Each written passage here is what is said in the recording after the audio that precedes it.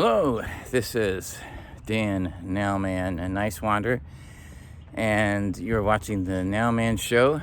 I guess you could say this is a quarantine version, although I'm out and about at the moment to take care of some business. But this episode, I'm focusing on economic transition, and there's some major points I want to make about where we are and also going forward how to solve problems starting on the short-term basis. And if there's more time, I'll get into some long-term stuff, as I always do. And I think it's important to in some cases to repeat information over and over again, so there's more and more content out there to reach more and more people. So sometimes repetition is important so that process of learning can actually happen, which is something that I think is definitely needed. Let's start with what people call pandemic. Technically, I agree with Professor R.Wolff. We are in a public health and safety crisis when it comes to that. And when I had reached out to him about what he considered to be the most important thing to address at this juncture, he said the fact that as we're educating people, that we have been completely unprepared to how to deal with such a crisis, which is a public health and safety crisis. We had no stockpile of supplies such as masks, ventilators, even gowns for the healthcare workers, and beds for patients in hospitals, medical facilities, let alone the fact that at a time of a public health and safety crisis, there's no real discussion about going forward on getting everyone health care. As a matter of fact, it's called expanding Obamacare, but that's not saying you get everyone health care. Maybe you have good intentions, whatever, but that's not how you address everyone getting health care when the rest of the world has already addressed that issue. Everyone has health care. It's not an issue. You don't have these massive out-of-pocket expenses, deductibles, co-pays, things like that. You don't have prescription drugs that cost 10 times as much as they would if you went to Canada or somewhere else. You don't have services that cost more if you go somewhere else. Yes, our medical professionals and our equipment technology is amazing. Is it more affordable? Absolutely not. Is it a more efficient system when it comes to administration, paperwork, and things like that? I've not seen that. The system that's more government-related, Medi-Cal, Medicare, from my experience and also talking to others, is actually more efficient. No perfect system exists, not even in other countries, but they're fighting for getting better services than what they have, but at least everyone has health care. So at a time of a public health and safety crisis, not having health care for everyone, there's only one word to even describe that. That's insane. It is astonishing, and I think the public gets it. We're of course faced with quite a paradoxical situation in that as of right now, we have a Democratic presumptive nominee for president, Joe Biden, who does not support Medicare for All. Yeah. The latest Quality national poll showed that Medicare for All has 88% approval among Democratic voters. Wow. What political party, and that was the signature policy that was debated in this presidential cycle. What political party ends up with a nominee that doesn't support something that 88% of the party's base supports? And it's 69% approval among the general public. It was up to 46% among Republicans. I know. I mean, that's not a winning political issue. That is a landslide winning political issue. To know who we can vote for And you are obviously a medical doctor. What is the best way going forward to get a single payer in this country? Most countries have that, and we need it too.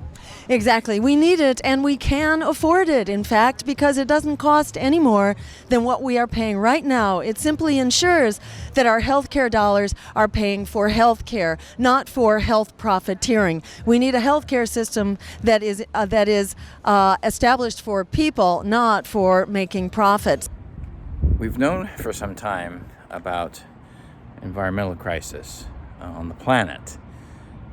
The excessive use of fossil fuels now since the 19th century, and it's not a sustainable behavior as we are seeing with the greenhouse gas emissions in the atmosphere. Carbon dioxide has got most of the attention because of fossil fuel consumption, driving cars, and even more than that, more than just driving vehicles, transportation. It also involves the byproducts that are needed to create other products. It's all kinds of things, just the overuse, and obviously it's making an impact on the environment.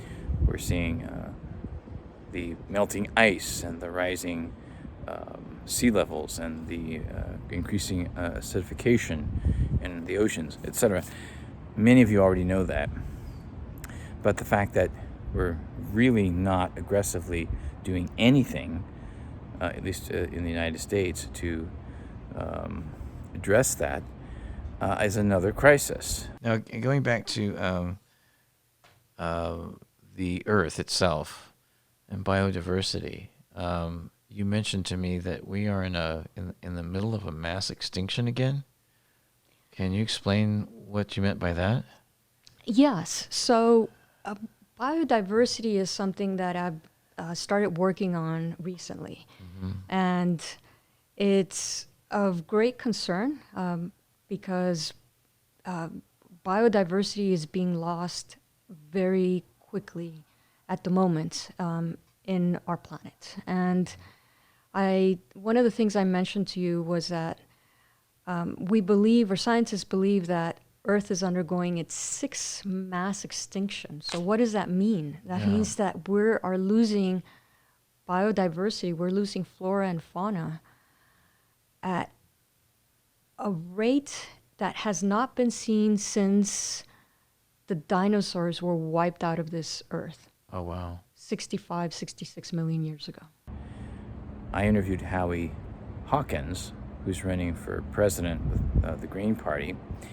And in 2007, he was one of the members of a green coalition that created the original Green New Deal. So on the Nowman Show, he laid out very clearly the details, what was needed to be done in the transition to cleaner renewable energies and just changing the economy, everything. So the Green New Deal's already been killed by the Democratic leadership. But they can't make it go away because it's so popular. So all the Democratic presidential candidates are talking about it. They all got a version of the Green New Deal. The problem here is, to the extent they say anything, except for Bernie Sanders, and I'll talk about him in a minute, they all say it's all based on regulations and tax incentives. And they only spend 1 to 3 trillion over 10 years in public money. That's not even serious.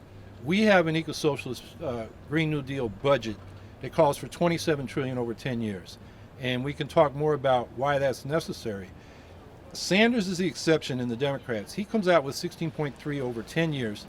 And while he doesn't show his numbers like we do, if you go to my website at howiehawkins.us and look at that budget, you can click on the line items and see how we got our numbers, how we got the cost, how many jobs it creates, how many manufacturing jobs it creates. Bernie gives the conclusions but doesn't say where he got the numbers. But we look at that and we think he's probably about right. The reason is his is less than ours is he goes till 2050. Mm-hmm. He wants 100% clean electricity by 2030 and public ownership and planning to make that happen, which we agree with. But when it comes to manufacturing, agriculture, transportation, and buildings, which is 72% of our greenhouse gas emissions, he goes till 2050. And again, that's too slow. But Bernie's got the ban on fracking and new fossil fuel infrastructure. He's got the phase out of nuclear power. and he's got the cuts in military spending. He doesn't give numbers, but he says we got to do that and put it into the clean energy transition. So he's going in the right direction. So, we think his proposal is serious. It's just a little too slow. There is an intersectionality of crises at this juncture of human history, globally. And here in the United States, of course, we have seen, because of the brutal lynching of George Floyd in the streets of Minneapolis, Minnesota, many primarily peaceful protests and marches all around the world, but primarily here in the United States. But this is nothing new. We've seen it for decades, centuries really. We know so many names, even one after another, because of cell phone cameras. And even with handheld video cameras in the 1990s, such as with the Rodney King beating. Even with Eric Garner, he uttered the same words George Floyd did. I can't breathe. Enough is enough.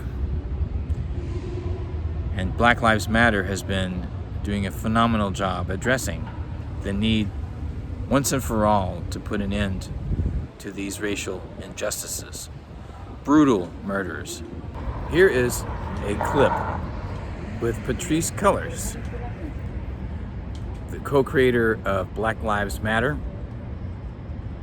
from downtown Los Angeles in 2018. I think it was like 6 months ago, right, Melina and Jada, when the news media came to us and said, well, where's Black Lives Matter? And we said, we've been here. We said, where are you?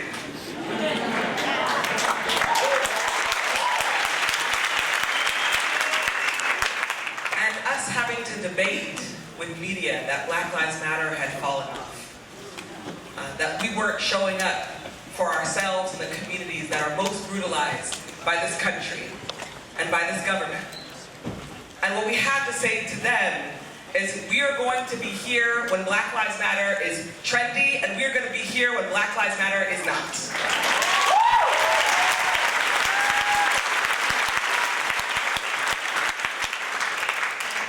That we are going to focus our efforts on the local, where the local fight is some of the most important fights.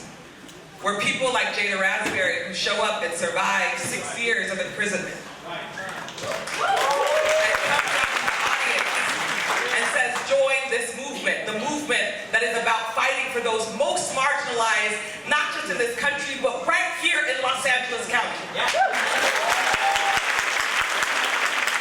We need all of y'all to show up.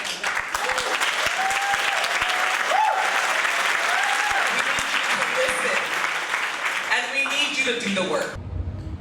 But there's also the injustices in the LGBTQ community, as well as women's rights, trans rights, etc. It all needs to be addressed. There's so much that needs to be done. Defunding the police, for instance, should be about not only retraining law enforcement into more de-acceleration methods, but also billions of those dollars should be reallocated into desperately needed mental health care services and other services in communities around the country, such as ending the homelessness crisis. Having a home should be a human right for everyone. We should also end poverty once and for all, and this can be done. In 2008, there was an economic downturn, and millions of people lost retirement savings, homes in foreclosure, and also jobs because of those circumstances. And millions of those people still have not really recovered from that. Fast forward to 2020. Now we go back to the public health and safety crisis. It's called the pandemic. And because of that, there was a quarantine. People were required to go home. Stay-at-home orders all around the world, really. And in the United States, tens of millions of people basically lost their jobs in a very short period of time. So they were applying for unemployment insurance. And there was nothing in place to expand that. So There were also reports around the country that because there were tens of millions of people applying at the same time, that computer systems crashed. So the CARES Act was passed in March after the quarantine was announced. That involved basically the creation of money through the National Treasury. What we do know, even though it's not very transparent, was something like $3 to $4 trillion. Basically was given to the top 0.01%, big corporations, rich folks, essentially. Again, it's not very transparent. And we do know that some money was set aside for the 99% because the unemployment checks started coming in, $600 a week for those that were eligible, and they've been getting this money since probably end of March, April at the earliest. There are still people who have applied, still haven't received their first check, from what I understand. But again, it's not a very transparent system, and all of Congress 100% voted in favor of it. It moved very quickly to be processed. And it's my understanding that the part of the CARES Act that provided the $600 a week unemployment is going to be expiring on Sunday, July the 26th. So this could be the creation of yet another crisis for people already having problems paying their rent. There could be issues between landlords and tenants, and I'm not talking just about residential properties, but there could be evictions even with commercial businesses regarding commercial property rents. So again, multiple crises coming from the pandemic, which is a public health and safety crisis. Corporations are being advised, focus on the world, the parts of the world that are growing, where your market will expand, where you can participate in growth and therefore see rising profits and do well. And the United States isn't that place. It's over. We are living in a period of American history that is very strange. It's over, but we are all, even those of us in this room, engaged in a massive process of denial. Nor is it surprising. Don't worry, I'm not going to leave you down. Denial is an understandable reaction to a difficult reality. Always has been. You know that from your own personal life. Think about it. So what do you do? What do you do? How do you handle a situation like this as a society? I find conversations like this and music and cultural things, I'm working cultural and economic transition, because that's where I see the hope. And having conversations like this with people on all levels, celebrities, regular people, homeless people on the street, I don't care. Everyone has a soul. That's what I see the hope is. How do you think your father would look at all this that's going on right now? Well, he made a decision, a personal and creative decision to become the person who disengaged from the species. He decided to walk away from it all. When he did The Planet is Fine, that was in 1992 on his Jammin' in New York show. And it was very controversial because, he wasn't saying don't try to save the planet, but he was saying the only reason you're trying to save the planet is because you're trying to save your life, your convenient life. Like, let's just get real about it. Ego. Yeah. Yeah. You're trying to save it so that you're not inconvenienced anymore. And if you really want to save the planet, then we would stop driving cars. Yes. And we would stop eating beef. We need a movement of millions of people with an intersectionality of issues, all working together in unison to demand the changes, make the changes peacefully, pragmatically. It's time. Some might say, well, it takes money to fund these different programs. Where's that money going to come from, Dan? Well, when we got the New Deal in the 1930s, because of FDR, I'll let Richard Wolff answer that question. since he does it so well. The achievement of American politics is no one even discusses it. It's as if we've had a kind of attack of national amnesia, an illness of the brain that requires us not to know even a recent part of our own history.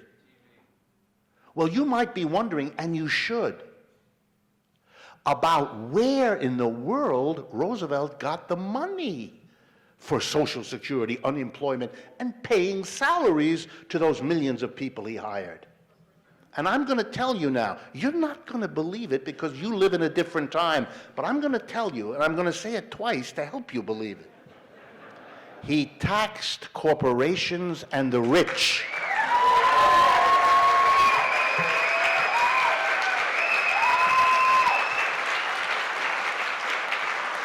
What institution in society is not in some kind of major crisis? This should be a wake-up call unto itself. It's time. No more delays, no more denials.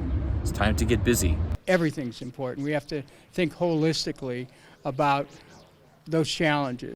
And we have to have the ability to be able to hold multiple goals simultaneously and pursue a newer world without saying, well, this first we got to take care of this and then we take care of that. No, there's so many different things that we have to work on simultaneously, and I think we're capable of doing that. I'm an advocate for worker cooperatives, how to allow the workers to be owners, the right of first refusal, to actually buy a company out together as workers. What do you think about that as a long-term solution going forward for our country?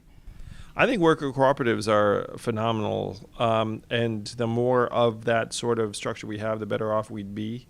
That's one thing I love about the Freedom Dividend is that workers having that sort of ownership stake becomes much more realistic in an economy where people all are sharing in the rewards and have some resources to bring to the table.